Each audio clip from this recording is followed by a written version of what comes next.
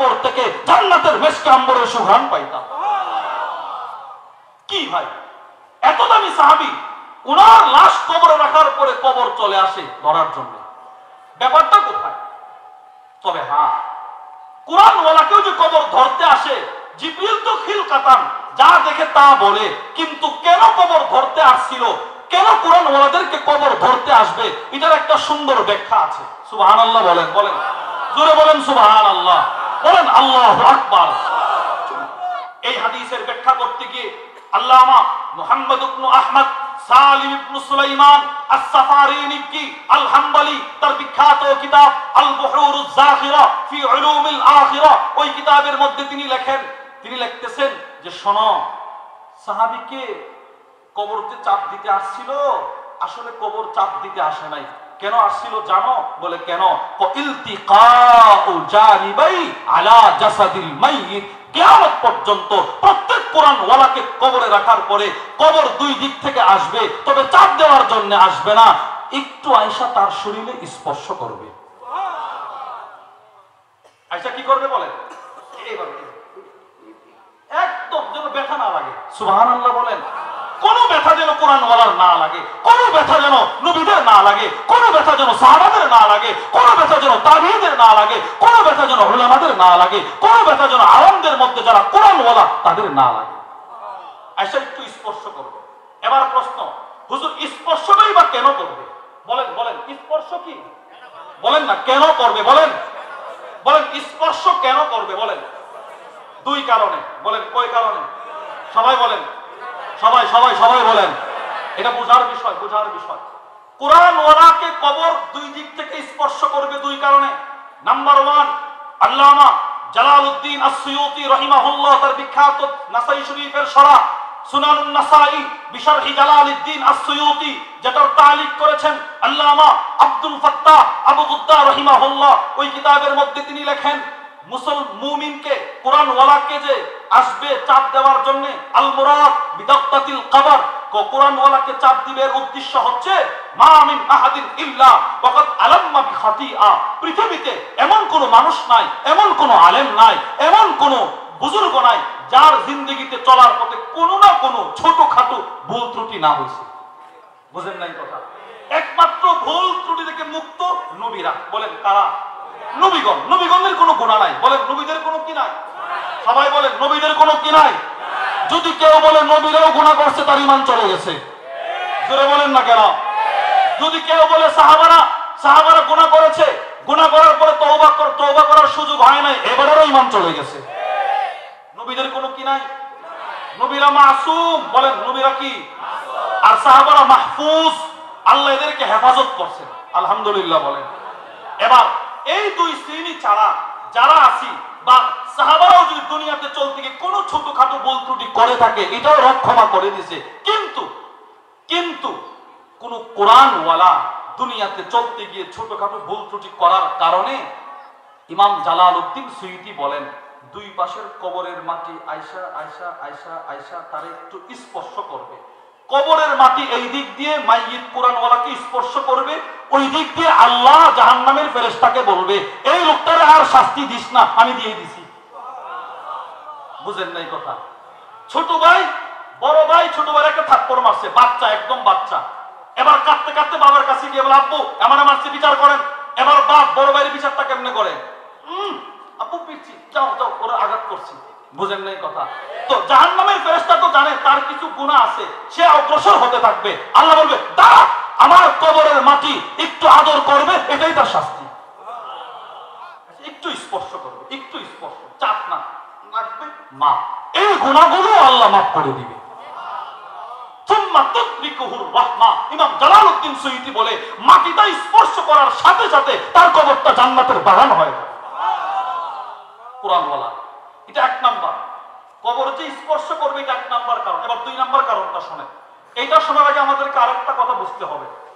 Number 1, আমাদেরকে আল্লাহ সৃষ্টি করেছেন কিসের থেকে? বলেন বলেন বলেন। আল্লাহ বলেন সূরাত তাহার মধ্যে, রব বলে, বিসমিল্লাহির রহমানির রহিম, মিনহা খালাকনাকুম ওয়া ফিহা নুঈদুকুম। আল্লাহ বলে, এখান থেকেই সৃষ্টি করছি, আবার ওখানেই পাঠাবো। ছিলাম মাটিতে, নিয়ে নিছেন আল্লাহ আলমে আরওয়াহ, ওখানে রাখলেন কোটি কোটি বছর। আল্লাহ যতদিন রাখার ইচ্ছা করছেন রাখলেন, এরপরে পাঠাইলেন বাবার পৃষ্ঠ দেশে, মায়ের বক্ষ দেশে, ওখান থেকে মায়ের পেটে, মায়ের পেট থেকে দুনিয়ার পেটে, এরপরে আবার যাব কবরে। তাহলে আমাদের মূল কবর, আমাদের মূল কি? আমাদের সৃষ্টিটা হচ্ছে মাটির থেকে, মাটির থেকে। এবার শুনেন, আল্লামা শামসুদ্দিন আবুল খায়ের মুহাম্মদ ইবনে আব্দুর রহমান আস-সাখাবী তার বিখ্যাত কিতাব আল মাকাসিদুল হাসানা ফি বায়ানি কাসীরিন মিন আহাদিসিল মুশতাহারাতি আলাল আলসিনা, ওই কিতাবের মধ্যে নিয়ে আসছেন, ইদা কাদাল্লাহু লিআবদিন আই ইয়ামুতা বিআরদিন জাআলা লাহু ইলাইহা হাজা। পৃথিবীর সমস্ত মানুষের যাকে যেই এলাকার মাটি থেকে সৃষ্টি করা হয়েছে, মৃত্যুর পূর্বে আল্লাহ তাকে কোনো না কোনো কারণ দেখায় ওই এলাকায় নিয়ে যাবে। সুবহানাল্লাহ বলে না? আপনাকে যেই এলাকার, যেই কবরস্থানের, যেখানে আপনার কবর দেওয়া হবে, ওখানের মাটি দিয়ে আপনাকে সৃষ্টি করা হয়েছে, মৃত্যুর পূর্বে আবার আপনাকে ওখানেই নিয়ে যাওয়া হবে। ওখানে গেলেন, যাওয়ার পর কেন ওখানে নিবে? ওখানে নিবে কেন? মানে আমাকে ওই এলাকায় নিবেন কেন? আল্লাহু আকবার। আল্লামা নুরউদ্দিন আলী ইবনে আব্দুল্লাহ আস-সামহুদি তার বিখ্যাত কিতাব ওয়াফাউল ওয়াফা বিআখবারি দারিল মুস্তাফা, অপরদিকে আল্লামা মুহাম্মদ ইবনে ইউসুফ আস-সালিহি আশ-শামি তার বিখ্যাত কিতাব সুবুলুল হুদা ওয়ার রাশাদ ফি সিরাতি খায়রুল ইবাদের মধ্যে লেখেন, ইন্নামা সারা আজলুহু হুনাকা, কেন তাকে ওই জায়গায় মৃত্যুটা দেওয়া হবে? লিআন্নাহু খুলিকা মিন তিলকাল বুকআ, তাকে ওই এলাকার মাটি দিয়েই সৃষ্টি করা হয়েছে। তাকে ওই এলাকার মাটি দিয়ে কি করা হয়েছে? সৃষ্টি করা হয়েছে। এবার ওই এলাকায় গেলেন, এবার মৃত্যুবরণ করলেন। এবার যখন আপনাকে কবরে রাখা হবে, আপনাকে যখন ওই এলাকার কবরস্থানের কবরে রাখা হবে, ইমাম জালালউদ্দিন সুয়ুতি তার আরেক কিতাব বুশরাল কাঈদ বিলিকাইল হাবিব, ওই কিতাবের মধ্যে লেখেন, কবরের ওই জায়গার মাটি থেকেই তো আমাকে প্রথমে সৃষ্টি করা হয়েছিল, সেই হিসাবে ওই জায়গার মাটিটা হচ্ছে আমার মূল, আর মূল আরবি হচ্ছে উম্মুন, মা, মা। এবার আল্লাহ তোমাকে ওই মাটির থেকে কত আগে পৃথক করে রাখলেন আলমে আরওয়ায়, বছরের পর বছর হয়ে গেল, মূলের সাথে তোমার কোনো সম্পর্ক নাই। ওই মাটি তোমার একটা নজর দেখার জন্য কত ফরিয়াদ করলো, রব বলে না, দেওয়া হবে না, তাকে আমি পাঠাবো মায়ের পেটে। এবার আসলেন মায়ের পেটে, মূলের সাথে সাক্ষাৎ নাই, আসলেন দুনিয়ার পেটে, কবরের সেই গহীন জায়গার সাথে আপনার সম্পর্ক সাক্ষাৎ নাই, যেখান থেকে আপনাকে বানানো হয়েছে। ইমাম জালালউদ্দিন সুয়ুতি বলে, এবার যখন এই কোরআনওয়ালাকে ওই কবরের মধ্যে রাখা হবে, কবরের মাটি মমতাময় মায়ের মতো আলিঙ্গন করবে কোরআনওয়ালাকে। একজন ছেলে 30-35 বছর বিদেশ থেকে আসলে মা তারে কিরকম জড়ায়া ধরে বলেন তো? মা তারে কিভাবে জড়ায়া ধরে চুমাটা খায় বলেন?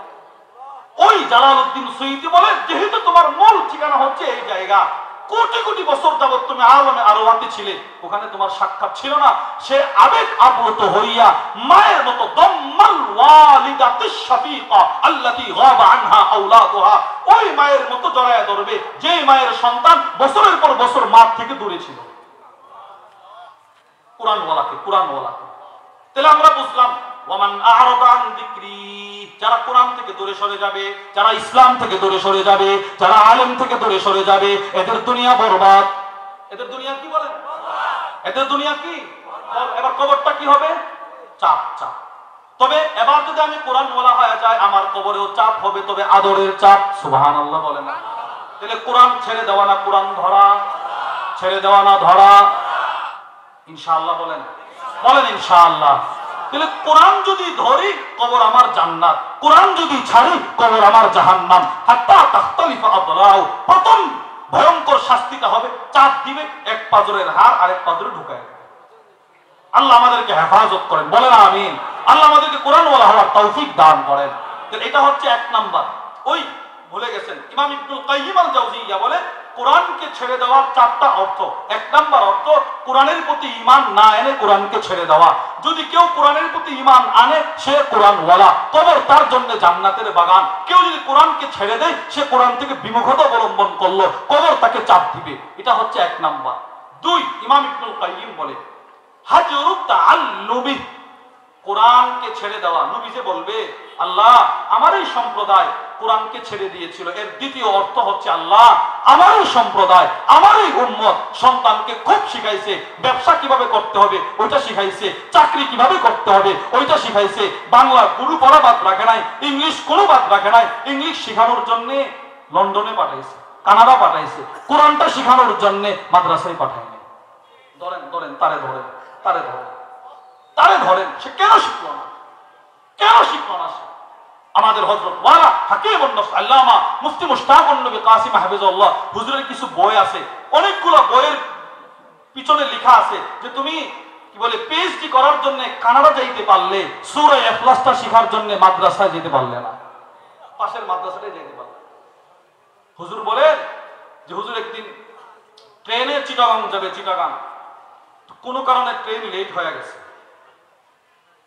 কোনো না কোনো ভাবে জানছে যে হুজুর ট্রেনে উঠতে পারে নাই, চালক ট্রেন স্লো করছে, চালক হুজুরে নিয়ে তার যেখান থেকে সে চালায় গাড়ি ওখানে না হুজুরে বসাইছে, বসে হুজুরে বলে হুজুর একটা সুযোগ পাইছি, কি আমি আপনাকে আমার সূরা ফাতিহাটা একটু তেলাওয়াত করে শোনাবো, দেখবেন হয় কিনা। হুজুর বলে বলেন। তুমি সূরা ফাতিহাও তেলাওয়াত করতেছেন, গাড়িও চালাইতেছেন, অনেকগুলো ভুল হুজুর ধরে দিলেন। তো চালক বলতেছে হুজুর কবরে পিঠা খাওয়ানোর চেয়ে দুনিয়াতে শরম পাওয়া ভালো। সুবহানাল্লাহ বলেন না।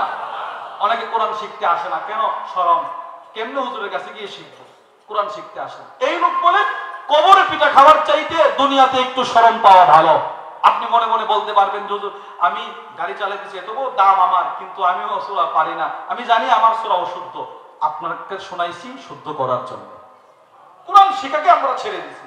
আল্লাহর রাসূল বলেন, তিরমিজি শরীফের হাদিস, নবীজি বলেন ইন্নাল্লাযী লাইসা ফি জাওফিহি শাইউম মিনাল কুরআন, যার অন্তরে, যার ভিতরে কোরআনের বিন্দু মাত্র ইলম নাই, রাসূল বলেন তার অন্তরটা হচ্ছে পরিত্যক্ত ঘর। কি ঘর বলেন? যেই ঘরে মানুষ বসবাস করে না, শয়তান জিন ভূত যে ঘরে বসবাস করে, ওই ঘর হচ্ছে তার অন্তর, যার অন্তরে কোরআন নাই। আমরা কোরআন শিখি না, কোরআন থেকে মানুষ দিন দিন দূরে যাচ্ছে, দিন দিন দূরে যাচ্ছে, দিন দিন দূরে যাচ্ছে। আর এখন তো আমাদের মধ্যে কিছু লেবাস লাগায় লাগায় কোরআন থেকে মানুষকে, উম্মতকে দূরে সরানোর পায় তারা চালাচ্ছে। আমাদের বলে কোরআন না বুঝে পড়লে কোনো সওয়াব নাই। নাউজুবিল্লাহ বলেন না কেন? কোরআন না বুঝে পড়লে কোনো সওয়াব নাই। এই কথা বলার অর্থ আমরা যেন আমাদের সন্তানকে আর কোরআন না শেখাই। হেফখানায় যে ছেলেরা পড়ে এরা কি কোরআনের অর্থ জানে? বলেন বলেন, অর্থ জানে না। কোরআন না বুঝে পড়লে কোনো সওয়াব নাই, এই কথা ভুল। আল্লাহর রাসূল বলেন তুমি অর্থ জানো আর না জানো, যদি কোরআনের একটা আয়াত শিখো, একটা কোটি কোটি টাকার দামের উট আল্লাহর রাস্তায় দান করার সওয়াব। আবু দাউদ শরীফের 1456 নম্বর হাদিস। وعن عقبة بن عامر رضي الله تعالى عنه قال, عقبة بن عامر থেকে বর্ণিত, তিনি বলেন خرج علينا رسول الله صلى الله عليه وسلم ونحن في الصفة, আমরা মাদ্রাসাতে সুফায় বসা, আল্লাহর রাসূল একদিন আমাদের কাছে আসলেন। আল্লাহর রাসূল আমাদের কাছে আয়েশা বললেন আইয়ুকুম ইউহিব্বু আন ইয়াগদুয়া ইলা বুতহান আবিল আকিক, তোমাদের মধ্যে কে আছো প্রতিদিন বুতহান আকিক, মদিনার দুইটা জায়গা, বুতহান আকিক মদিনার নিকটবর্তী দুইটা জায়গা, একটার দূরত্ব হচ্ছে 100 কিলোমিটার। একটার দূরত্ব কত কিলোমিটার? 100 কিলোমিটার। এখান থেকে মনে করেন সিলেট, তার একটু কম বেশ। কিন্তু রাসূল বলেন কে আছো তোমাদের মধ্যে প্রতিদিন সকালে ওই 100 কিলোমিটার দূরে বুতহান অথবা আকিক যাইবা, ওখানে বড় বড় উটের বাজার হয়, গিয়ে একটা দামি উট কিনে নিয়ে আইসা আল্লাহর রাস্তায় সদকা করবা, কে আছো? সাহাবারা বলে কুল্লুনা ইয়া রাসূলুল্লাহ, আমরা আছি। আল্লাহর নবী বলে তাইলে শোনো, ফালা আইয়াকুদু আহাদুকুম ইলাল মসজিদ কুল্লা ইয়াউমিন, তোমাদের মধ্যে কোন ব্যক্তি যদি প্রতিদিন সকালে আল্লাহর ঘর মসজিদে গিয়ে ফায়াতাআল্লামা আয়াতাইনি মিন কিতাবিল্লাহ, আল্লাহর আয়াত দুইটা, কোরআন থেকে দুইটা আয়াত শিখে, দুইটা আয়াত প্রতিদিন সকালে গিয়ে মসজিদে দুইটা আয়াত যদি কোরআন থেকে শিখে, আল্লাহর রাসূল বলেন ওই দামি উট আল্লাহর রাস্তায় সদকা করার চাইতে বেশি সওয়াব। একটা আয়াত একটা উট। নবী বলে ওয়া ইন সালাস ফাসালাস, আয়াত যদি তিনটা হয় উটও তিনটা, আয়াত যদি চারটা হয় উটও চারটা। এবার আপনি বলেন, এখন এই কথাটা খেয়াল করে শুনবেন, আপনি বলেন একটা আয়াত শিখার দ্বারা যদি একটা উট, দামি উট, আরবের সবচেয়ে দামি উট, ধরে নেন 40 লক্ষ টাকা, যদি একটা আয়াত শিখার দ্বারা একটা দামি উট সদকা করার সওয়াব হয়, তো আমাদের মাদ্রাসায় নূরে মদিনার হেফখানার ছাত্ররা সেই কবে ফজর 4টায় ঘুম থেকে জাগ্রত হয়, আবার রাত 10টা পর্যন্ত প্রতিদিন যদি আমরা 400 আয়াতও ধরি যারা তেলাওয়াত করে, এবার 400 উটের দাম কত হবে চিন্তা করে। রাসূল তো বলছেন একটা আয়াত শিখা মানে একটা উট আল্লাহর রাস্তায় দান করার সওয়াব। এবার প্রত্যেকটা ছাত্র দৈনন্দিন মিনিমাম না হলেও 500 আয়াত পড়ে, 500 উট, সুবহানাল্লাহ বলে 500 উট 500। এবার যে এই অল্প বয়সে যার এখনো গুনাহ নেকি লেখা হয় নাই, বোনাস সব বোনাস স্টক করে রাখা হচ্ছে, যার এখনো আমলনামা লেখাই শুরু হয় নাই, এই ছেলেটা যদি এখন থেকেই প্রতিদিন 500 উট আল্লাহ রাস্তায় দান করার সওয়াব প্রতিদিন অর্জন করে, আখিরাতে তার মর্যাদাটা কেমন হবে? এই কোরআনওয়ালার মর্যাদা কেমন হবে বলে? আল্লাহ তাআলা বলবে, আবু দাউদ শরীফের হাদিস, আল্লাহ বলবে ইকরা, তুই পড়তে থাক, ইকরা তুই পড়তে থাক, ওয়ারতাকি ওয়ারাতিল কামা কুনতা তুরাতিলু ফিদ দুনিয়া ফা ইন্না মানজিলাকা ইনদা আখির আয়াতিন তাকরাউহা। তুমি পড়তে থাকো, তোমার পড়া যেখানে শেষ জান্নাতে তোমার মাকাম সেখানে যাবে, সুবহানাল্লাহ। তুমি পড়তে থাকো। এবার শুধু তাকে দিবে না, এই ছেলেটা এতগুলো আয়াত পড়ার পিছনে তার মা বাবার অবদান আছে না নাই বলেন? আছে। তার মা বাবা কোরআন ছাড়ে নাই, কোরআন ওয়ালা। এবার আল্লাহর রাসূল বলে তাকে জান্নাতে মাকাম দেওয়ার পর আল্লাহ বলবে এই ছেলেটার মা বাপ কোথায় নিয়ে আসো আমার সামনে। এরা আসবে, সমস্ত হাসরবাসী তাকায় দেখবে, এরা তাকায় দেখবে। এবার আল্লাহ বলবে উলবিসা ওয়ালিদাহু তাজান ইয়াউমাল কিয়ামা দাউহু আহসানু মিন দাউইশ শামস। এরা এদের সন্তানকে কোরআন থেকে দূরে সরায় নাই, কোরআনের ভিতরে ঢুকায় দিয়েছে, নিজেরাও কোরআনের সাহায্য সহযোগিতা করেছে। ফেরেশতারা আজকে এদের মাথায় দুইটা মুকুট পরিধান করে। এবার মুকুট পরিধান করানো হয়, দাউহু আহসানু মিন দাউইশ শামস, যে মুকুটগুলোর আলো সূর্যের আলোর চাইতে কোটি কোটি গুণ বেশি হবে। তখনও কিন্তু ওই যে প্রথমের কথা মনে রাখেন, প্রথম যে বলছিলাম চতুর্দিকে ফেরেশতাদের বাউন্ডারি আছে না নাই বলেন? আছে না নাই? এবার যখন দেখবে আমার পাশের বাড়ির সিএনজি চালকের ছেলেটা হাফেজ, আর এই সিএনজি চালকও নামাজ পড়তো, সাধ্য অনুপাতে কোরআন অনুযায়ী আমল নামাজ পড়েছে, দান সদকা করেছে, কোরআনের হালাল হারাম মেনে চলছে, তারে আল্লাহ জান্নাত দিয়ে দিছে, তখন পৃথিবীর কোটি কোটি ব্যবসায়ী নিজের সন্তানকে কোরআন থেকে দূরে রাখার কারণে, নিজে কোরআন থেকে দূরে থাকার কারণে আফসোসে নিজের হাতগুলো কামড়াতে থাকবে। নিজে নিজের হাতগুলো কামড়াতে থাকবে। কি করলাম? নিজে কোরআন শিখলাম না, সন্তানটাকে কোরআন শিখাইলাম না, করলামটাকে আমি করলামটা কি ভাই? আমি আফসোস করে কাঁদতে থাকবে আর হাত কামড়াতে থাকবে। কোরআন শিখা এই দ্বিতীয় নম্বর অর্থ। ইমাম ইবনুল কাইয়িম আল জাওজিয়া বলেন কোরআনকে শিখা ছেড়ে দিয়েছিল। কোরআন শিখা কি করে দিয়েছিল বলেন? ছেড়ে দিয়েছিল। 3 নাম্বার, আল্লাহ রাসূল যে বলবে আল্লাহ এরা এই উম্মত কোরআন ছেড়ে দিয়েছে, এর অর্থ হচ্ছে আল্লাহ এরা কোরআন অনুযায়ী চিকিৎসা ছেড়ে দিয়েছে, মাজারে গিয়ে ভণ্ড যত্রতত্রর কাছ থেকে মন্ত্র নিয়ে আসছে। কোরআনে আমি অনেক চিকিৎসা দিছি, আল্লাহ বলে আমি অনেক চিকিৎসা দিছি। আল্লাহ রাসূল বলে আল্লাহ আপনার দেওয়া চিকিৎসাগুলো আমি বর্ণনা করে আসছি, কিন্তু তারা কোরআন অনুযায়ী চিকিৎসা করে নাই। কোরআন অনুযায়ী কি করে নাই? বলেন না কি করে নাই? মনে করেন কারো সন্তান হয় না, গেছে এক ভণ্ডর কাছে, ভণ্ডর কাছে গিয়ে সন্তান আমার তাবিজ নিয়ে আসে, চিকিৎসা নিয়ে আসে, অথচ সন্তান হওয়ার চিকিৎসা কোরআনে আছে না নাই? আরে বলেন আছে না নাই? সূরাতুন নূহের মধ্যে আল্লাহ বলে ইরসিলিস সামাআ আলাইকুম মিদরারা ওয়া ইউমদিদকুম বিআমওয়ালিন ওয়া বানিন। কেউ যদি ইস্তিগফারের ঔষধ লাগায়, আমি রব কথা দিচ্ছি, আমার কোরআন কথা দিচ্ছে, তোমার সন্তান আল্লাহ দিয়ে দিবে। আল্লাহ কোরআনে সব চিকিৎসা দিয়েছে। এজন্য আল্লাহ কোরআনে বলছে বিসমিল্লাহির রহমানির রহিম ওয়া নুনাজ্জিলু মিনাল কুরআন মা হুয়া শিফা। এই আয়াতের ব্যাখ্যায় আছে কোরআন অন্তরের চিকিৎসার ঔষধ, কোরআন মানুষের বাহ্যিক অঙ্গ প্রত্যঙ্গের চিকিৎসার ঔষধ। সুবহানাল্লাহ। ইমাম ইবনুল কাইয়িম আল জাওজিয়া রাহিমাহুল্লাহ তার বিখ্যাত কিতাব জাদুল মাআদ ফি হাদি খায়রিল ইবাদ, ওই কিতাবের মধ্যে লেখেন আল কোরআন হুয়া শিফাউত তাম। পৃথিবীর ইতিহাসে কোরআন একমাত্র পরিপূর্ণ ঔষধ। সুবহানাল্লাহ। কোরআন একমাত্র পরিপূর্ণ ঔষধ। ওনার একটা কিতাব আছে আদ-দা ওয়াদ-দাওয়া, ওই কিতাবের মধ্যে তিনি লেখেন লাম ইয়ানজিলিল্লাহু আযজা ওয়া জাল্লা মিনাস সামাই শিফাআন ফি ইজারাতিদ দাই মিনাল কুরআন। ইমাম ইবনুল কাইয়্যিম বলে আল্লাহর কসম, আসমান থেকে রোগ ব্যাধি দূর করার ক্ষেত্রে কোরআনের চাইতে পাওয়ারফুল আর কোনো ঔষধ নাই।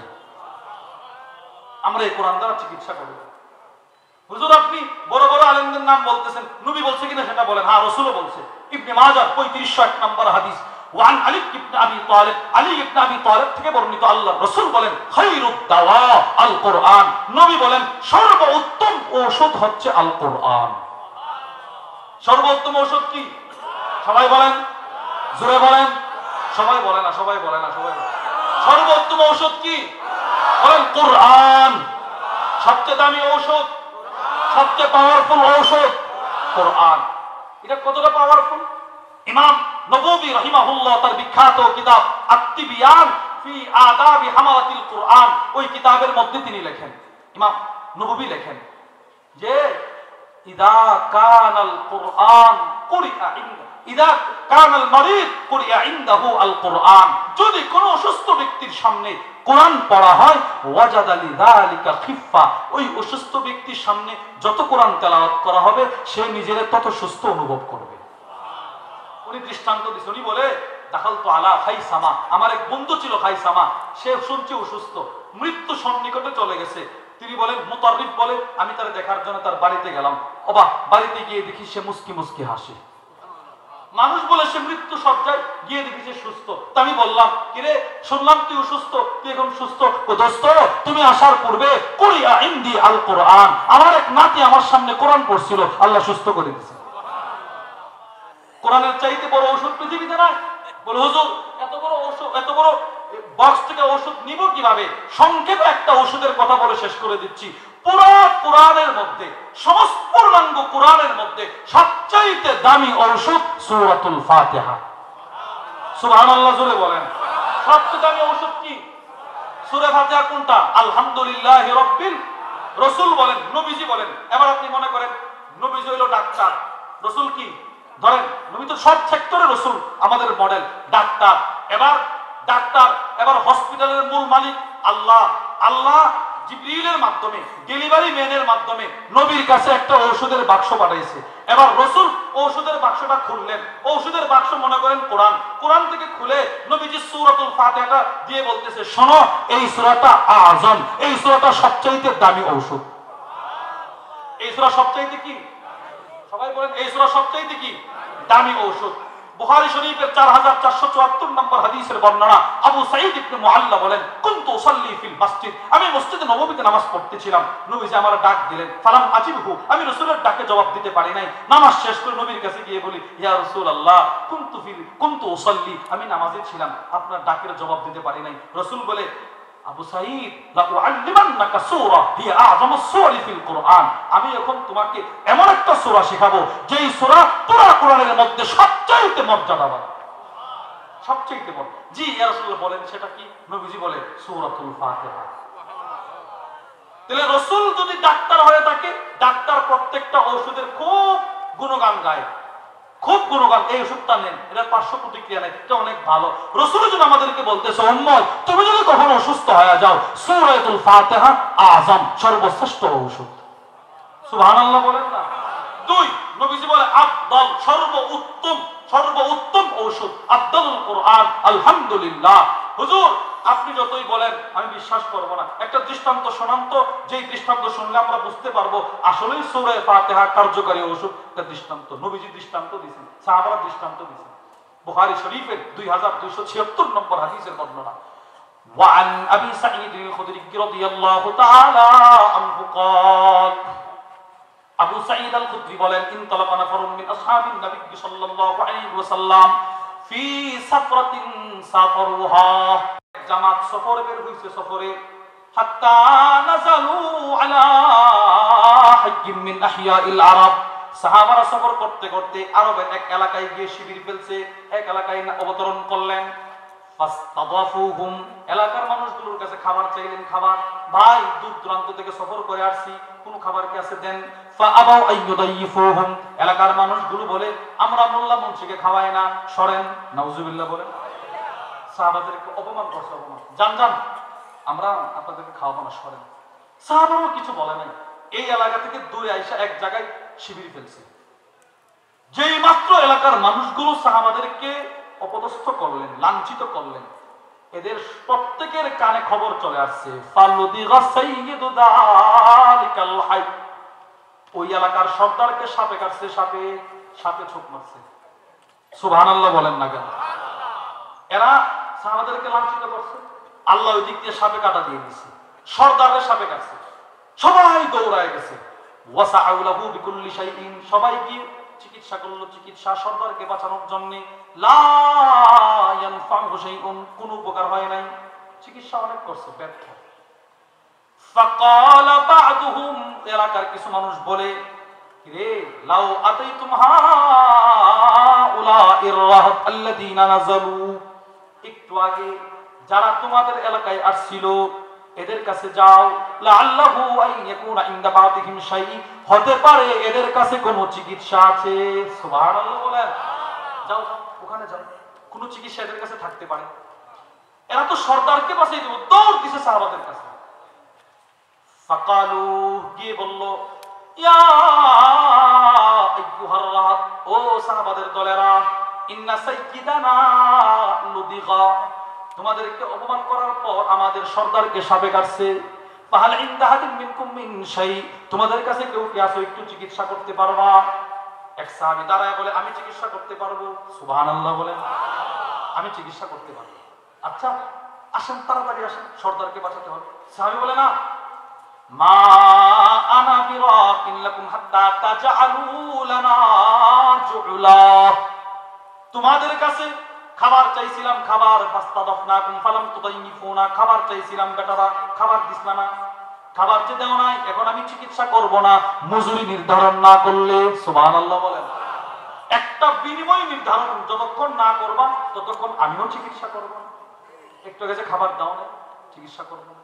এরা তো এদের ইয়োকে বাঁচাতে হবে, কি বলে আপনার সর্দারকে বাঁচাতে হবে। ফাসালাহুহুম আলা কাতিইন মিনাল গানাম, এরা বলে ঠিক আছে ঠিক আছে, আমরা বকরির একটা পাল আপনাদেরকে 20-30টা বকরি দিয়ে দিব, একটু আইসা চিকিৎসাটা করে দেব।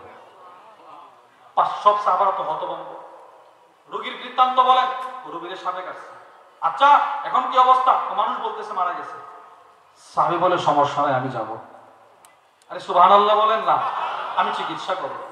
গেছে, ফান্তালাকা ইয়ামশি, বুখারীর মধ্যে আছে, সাহাবী হাঁটতে হাঁটতে ওই রোগীর কাছে গেছে, কোনো আওয়াজ নাই, শ্বাস নাই, প্রায় মৃত্যু সন্নিকটে, অনেকে ধারণা করছে মারা গেছে।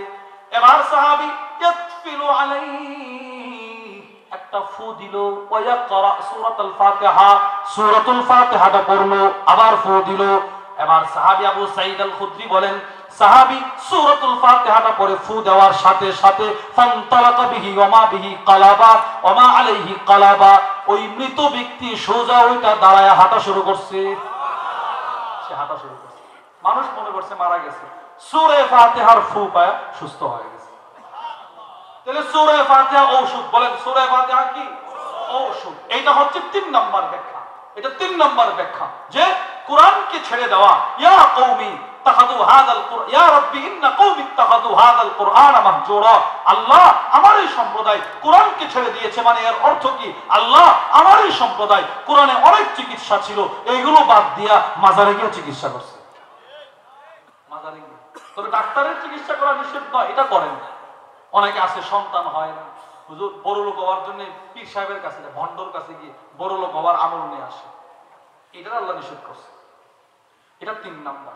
ইমাম ইবনে কাইয়িম আল জাওজিয়্যা তার বিখ্যাত কিতাব আদ-দাওয়া ওয়াদ-দাওয়ার মধ্যে লেখেন, আমি একদিন মক্কায় গেছি, মক্কায় ইমাম ইবনে কাইয়িম বলে, মক্কায় গেছি, যাওয়ার পরে তাকারিনি আদাওয়া, চতুর্মুখী রোগ আমার গ্রেফতার করছে, ঠান্ডা, জ্বর, অনেক রোগ হইছে আমার।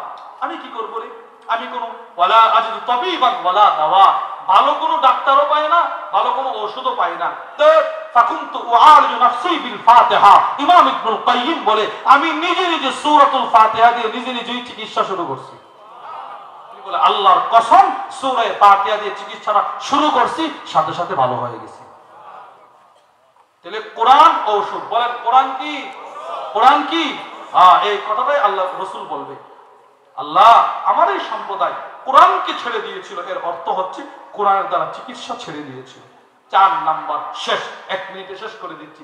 4 নাম্বার, কোরআনকে ছেড়ে দেওয়ার অর্থ হচ্ছে হাজারুল আমালি বিল কোরআন। আল্লাহ আমার এই উম্মত আমার মৃত্যুর পরে কোরআন অনুযায়ী আমল করে নাই, কোরআন অনুযায়ী আমল ছেড়ে দিয়েছিল, এদেরকে ধরেন, এদেরকে আপনি ধরেন, জাহান্নামে দেন। এজন্য মুসলিম শরীফের 223 নম্বর হাদিসের বর্ণনা, আল্লাহর রাসূল বলেন আল কোরআন হুজ্জাতুন লাকা আও আলাই, কোরআন হয়তো তোমার পক্ষে কথা বলবে অথবা কোরআন তোমার বিরুদ্ধে যাবে। মুহাদ্দিসিনরা লেখেন কোরআন কার বিরুদ্ধে যাবে? যেই ব্যক্তি কোরআন অনুযায়ী আমল করে নাই তার বিরুদ্ধে যাবে। এবার বলেন কোরআন ছাড়বো না ধরবো? জোরে বলেন কোরআন ছাড়া না ধরা? কোরআন মওত পর্যন্ত ধরে রাখার নিয়ত করতে পারি না ইনশাআল্লাহ। এবার কোরআন যদি ধরতে হয়, মাদ্রাসা, মসজিদ, খানকা, দাওয়াত ও তাবলীগ, 4 জায়গায় কোরআন। মাদ্রাসা, মসজিদ, দাওয়াত ও তাবলীগ, খানকা। এবার মাদ্রাসায় কোরআন শিখেন একদম পিওর, খানকায় হক্কানি উলামাদের সোহবতে থাইকা কোরআন শিখা। এবার দাওয়াত ও তাবলীগে কোরআন যার তার কাছে শেখা যাবে না। আপনি এক তাবলীগে গেছেন, কোনো আলেম নাই, এখন কোরআন শিখবেন কোথায়? এখন কোরআন শিখবেন কোথায়? এজন্য এমন তাবলীগে যেতে হবে যেখানে হক্কানি আলেম আছে, এমন তাবলীগে আমার সময়টা লাগাতে হবে যেখানে একজন কোরআনওয়ালা আছে যে আমার কোরআনটা শেখাবে। বলেন ইনশাআল্লাহ, জোরে বলেন ইনশাআল্লাহ। আল্লাহ আমাদের সকলকে যে কথাগুলো বললাম সেই কথাগুলোর উপর আমাকে আপনাকে সকলকে আমল করার তৌফিক দান করেন।